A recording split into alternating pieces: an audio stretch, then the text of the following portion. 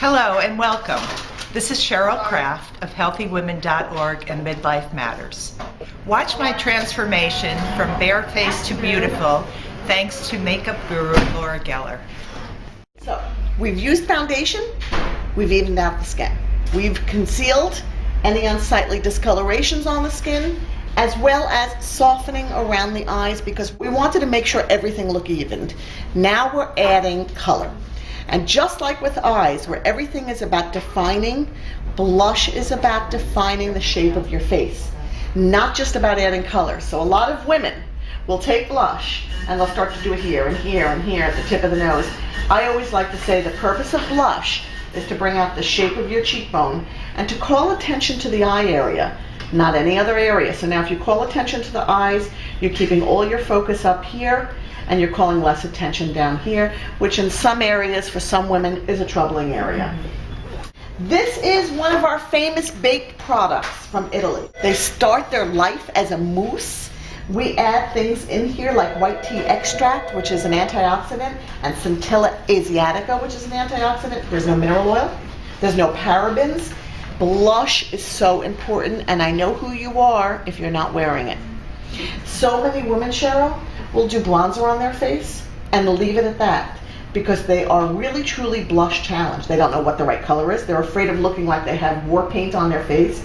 But the minute you put this on, the minute you start to look softer and younger and more defined, and it really is instant youth in a jar. Because when you look at a young one, you see color in their cheeks. What happens as we get older is we start losing our pigmentation as we get older. So when we wake up in the morning, we're not looking at as bright and cheerful and chirpy as we normally do.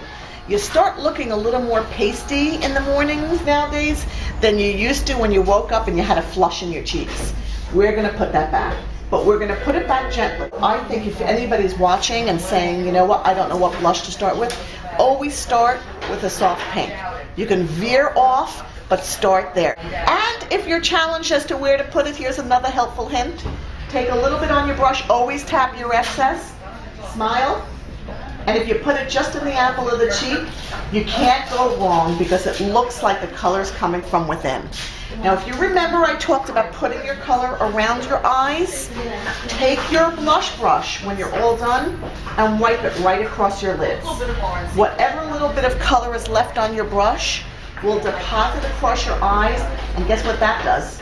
It pulls the eyeshadow that you've done and the blush together so I don't look like I made up this separate, this separate, this separate. It starts to bring everything together. Your blush does not belong on the tip of your chin, it does not belong on the tip of your nose, and it does not belong in the center of your forehead. I think there are so many women from habit that will look in the mirror and start to do this and this. And I often wonder why and who taught us to do that. That's how we learned when we were younger. Well, guess what? When we blush in our cheeks. And we don't want to look like we're creating a distraction from what we're trying to create, which is shape. So let's keep it to the cheekbone, up in the temple, across the eyelid, bring everything up because at this stage in our life, everything's got to go up and not down. This is Invisible Oil Blotting Powder. It's completely clear.